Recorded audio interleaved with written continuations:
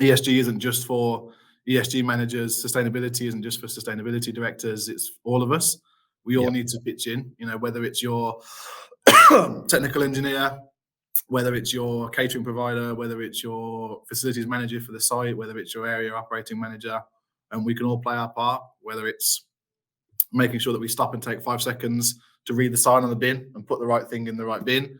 We'll make sure that when we've had a meeting and we've had a really great positive meeting and we leave on a really high, we don't leave the lights on, we don't leave the screens on, we turn off what we can, we do what we can, because then ultimately future generations won't have to do what they have to do because we've done what we can do today.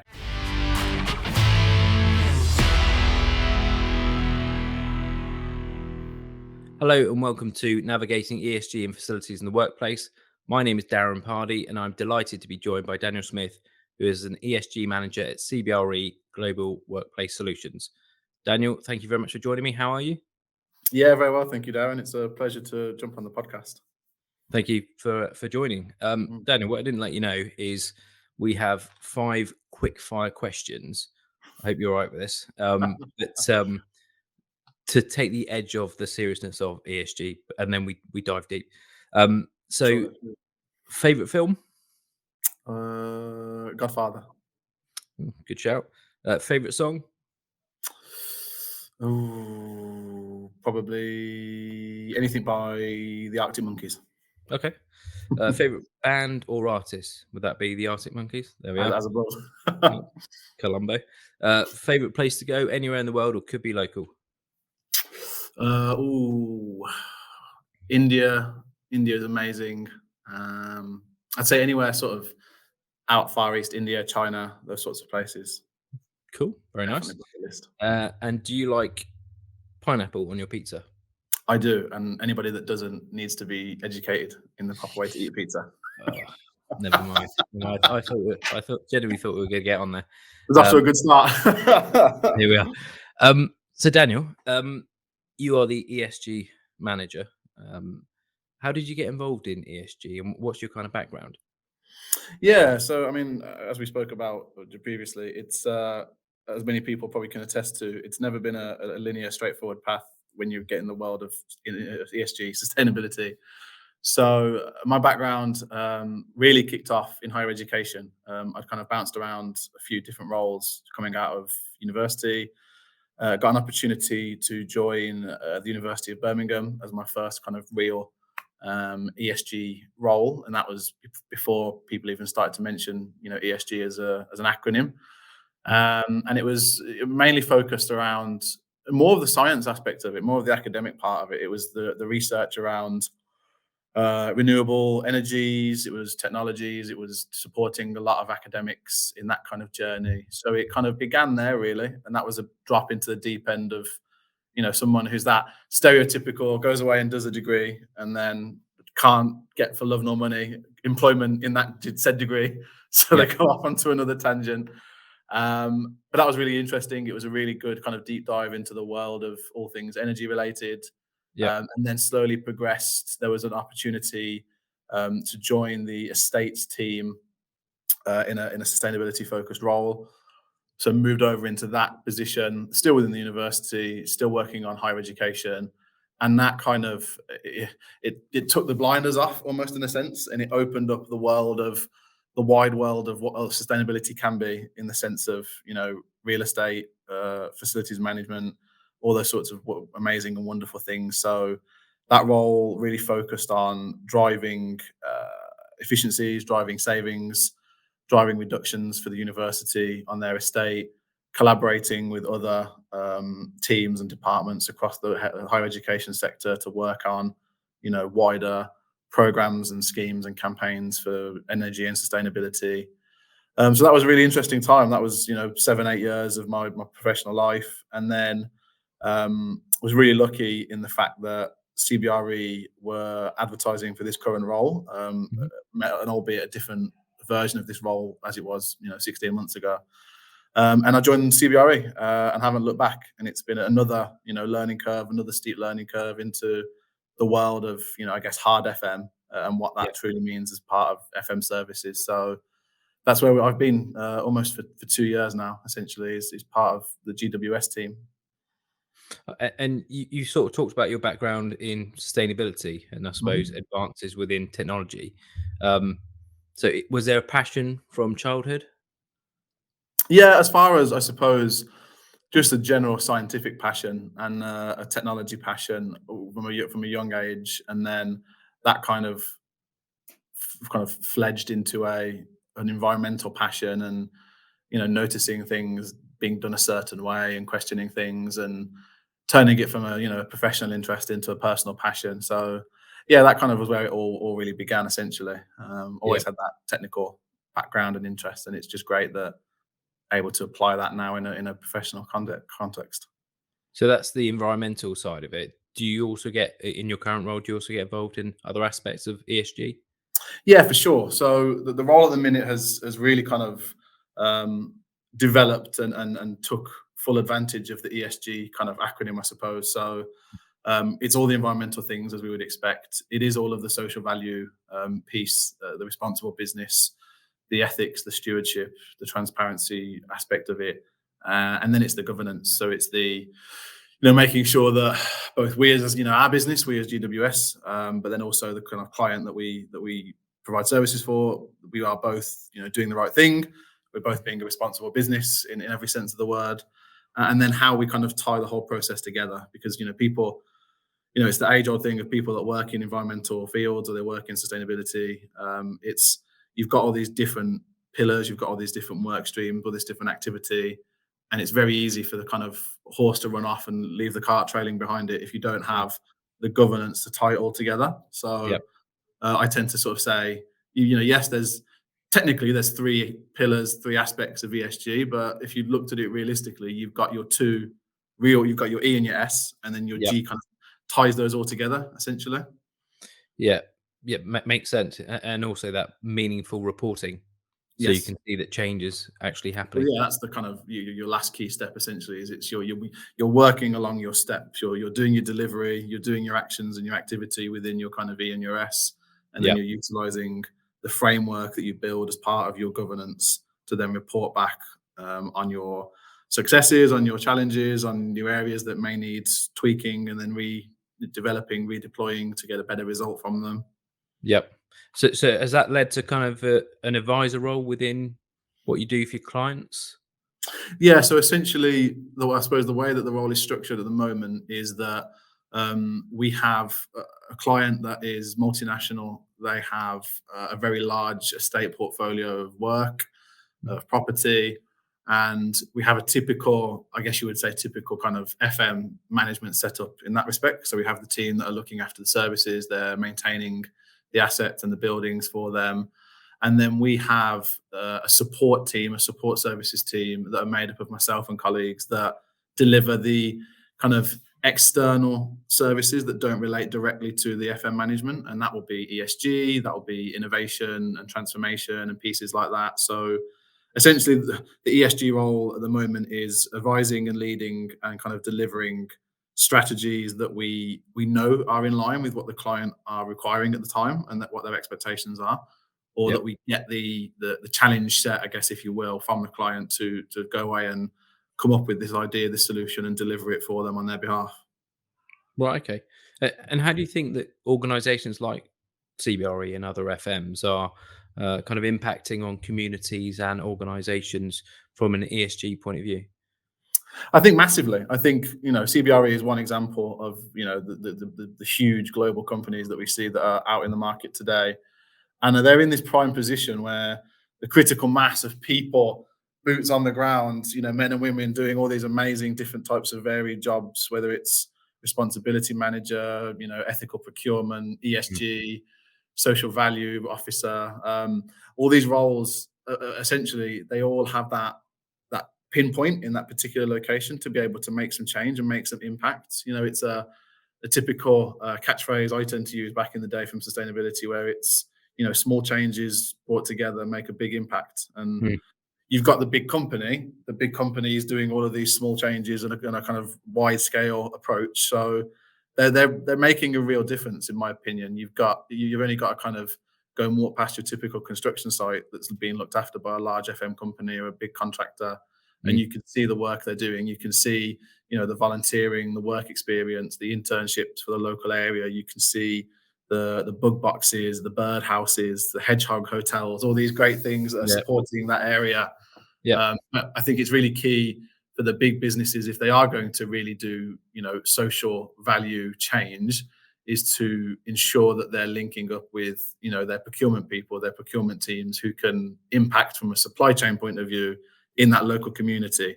You can employ locally, you can buy and you can source from local businesses to help kind of lift them up and empower them. So I think CBRE do some really good examples of that. We do some really great work on our diverse spend, on our diverse supplier portfolio. We've set quite ambitious targets around making sure that we are working with a diverse supply chain ourselves within GWS. And that's a leadership thing that comes right from the top all the way down. It's embedded in everything that we do. And we're constantly going out and making sure, okay, yes, we know we've got, supplier X that can do next day delivery and they've got 60 warehouses across the UK, but can we go to supplier A, who is a really innovative company? They're just getting started. They're an SME. They need that support to get that mass so they can start getting some really good turnover. Yeah. That's where we're at the moment. It's appreciating the big giants that can do what we need them to do when we need them to do it, but it's giving opportunities to the up and coming businesses and the up and coming social enterprises, non-profit organizations who really need that support from companies like CBRE and others that are out there. Yeah. And they certainly practice what they preach. I've been to some of their events. Yeah, Fantastic. we put on a good event, and we're really ramping up. We've got some really good restructured leadership now around the whole ESG piece within CBRE, but then within GWS, which is our kind of division specifically. So we've got some really good leadership around the environmental movement, and we can see that because we've had a flurry of events, of knowledge sessions, of campaigns, and actually, funnily enough, next week we're going to do a sponsored plastic fishing event at the Thames in London. So Right. we're Okay. bringing all of our team, all of our staff involved. We're going to go down and spend the day cleaning up a stretch of the Thames. Fantastic. Sounds great. Yeah, Um, definitely. what innovations do you think there are kind of out there at the moment within the world of FM to help reduce carbon? There's lots, and innovations is always the one that tends to prick ears up. And in my opinion, yes, we've got you've got the hard innovations, you've got the energy innovations that you can see that will bring the direct reductions. So we're working with our energy team now to look at those innovative areas in terms of software tools and processes and platforms that you can use to do a lot of analysis and deep dive into Internet of Things, the fun area around lots and lots of sensors and monitoring the internal environment to control your buildings, plant equipment. So we've got that. We've got the kind of wireless energy metering, monitoring systems. We've got dashboarding that's out there at the moment that we can do some really interesting things with. So we focus on that, and that's really good. And I'm definitely involved in those. But I like I refer to them as the non-energy innovations, because a lot of innovation, when we talk about innovation, energy gets mentioned quite a lot in the kind of ESG context. But Mm. it's worth remembering that there are a lot of other innovations that don't directly have they won't have the energy KPI, they won't have the energy benefit, but they'll still produce a carbon benefit in the long term. Yeah. So we're looking at innovations at the moment around scrapping the age-old single-use cups for coffees and doing a kind of rinse and return type system, a very kind of slimmed down deposit return type system, which is what we see at the moment coming out of the market in the UK. Okay. So we're doing some things along there, and it's very early stages, so I don't want to kind of jinx myself too much around the projects that we've got going on. But yeah, we've got some exciting stuff. We're doing some great stuff around recycling innovations at the moment. We're doing a lot of collecting items that we would normally find to be difficult to recycle historically. We're taking stationery. If we've got broken items of stationery that our client aren't able to use, we're finding routes for those to be recycled if it still works and it's just a bit of an old piece of, it's an old stapler, it's an old hole punch that they don't really need anymore. We've set up links to be able to donate those items to people that could actually really benefit from using them and that genuinely can't afford the £2.50 for a stapler or a hole punch. So we're doing that. We're doing a lot around helping our client from a kind of ethical asset clearance upcycling point of view, kind of toe in the water in the circular economy model, if you like, and Yep. looking at how we can go away from that kind of cradle to grave model of taking a chair, a file cabinet, a pedestal unit, and just stripping it down, skipping it, or chucking it into materials recycling facility. So we're moving to a more circular approach where we've partnered with a really great social enterprise who actually they'll come and help us with that clearance. So they'll do the process of a waste removal company, which is great. It's a standards kind of business as usual.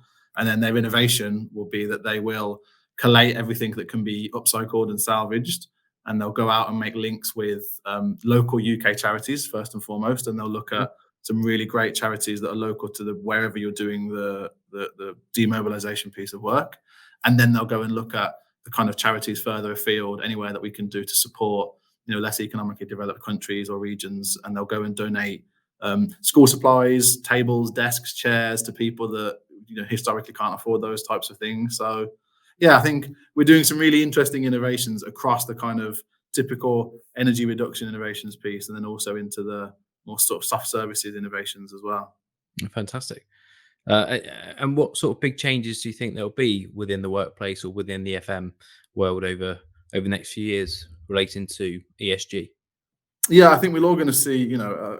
You stay tapped into the news updates, and you look at the government websites and stuff, and you can see how change is going to be impacted by certain things that are coming to fruition at the moment. So I feel like things around single-use plastics, the legislation, the policies, the laws that are coming in thick and fast on that are going to really make a difference. It's going to mean that from the world, I suppose, of FM and soft services management, supply chain needs to think differently on what they do. And that means that we need to then also think differently to be able to provide the infrastructure to support that shift. Because ultimately, within the scale of 2 to 5 years, we're going to be essentially working in an environment where there's no opportunity for plastic to enter the building, enter the stream. We have to look at how we can use reusables, make sure that we're doing anything that's not single use, use it once, throw it in the bin, looking at compostable, biodegradable items. And excuse me, they are an amazing change that's going to come, but they're going to require the work in the kind of behind the scenes to set up that dedicated infrastructure to be able to manage that properly in an environmentally sound way. So yeah, there's those sorts of compliances. There's obviously the looming the net zero targets that everybody sets, and we as CBRE have set our own within GWS, but we also have our clients' targets to think about also. So excuse me. Yeah, the changes there around how do we ramp up the performance? How do we ramp up what we're doing on energy projects, and how do we get those big impactful savings within the short space of time that we've got? Some of our targets, both GWS and client, will start at 2030 and go to 2045. So we've got essentially less than an 8-year clock ticking now to start putting in some really impactful changes to bring some of those emissions down. So I think for me personally, we'll probably see the most changes in those two things, in the carbon emissions rate sector, and then in the waste and the single-use plastic sector as well. Yeah, well, fantastic. Daniel, that's all my questions, and that's been very informative. So I really appreciate that. Is there anything you'd like to add at all? No, I think it's just a bit of always a closing word on the fact that ESG isn't just for ESG managers. Sustainability isn't just for sustainability directors. It's all of us. We all need to pitch in. Whether it's your technical engineer, whether it's your catering provider, whether it's your facilities manager for the site, whether it's your area operating manager, and we can all play our part. Whether it's making sure that we stop and take 5 seconds to read the sign on the bin and put the right thing in the right bin.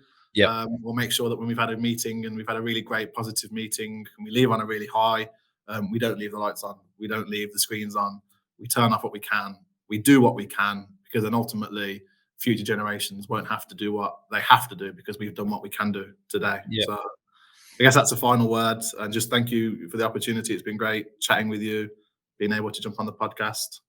Yeah, thank you. Really appreciate it, and I agree. We are in this together, and it's not just for the select few to sort out. It's very much all of us. But Daniel, thank you very much for your time. Really appreciate that, and speak soon. Take care. Yeah, Bye. Darren, thank you very much.